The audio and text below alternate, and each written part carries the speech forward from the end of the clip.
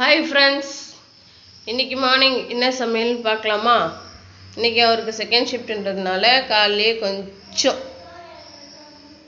ஹெவியாக செஞ்சுருக்கேன். பார்க்கலாமா என்ன செஞ்சுருக்கேன்னு சொல்லிட்டு.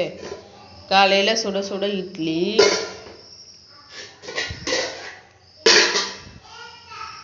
இது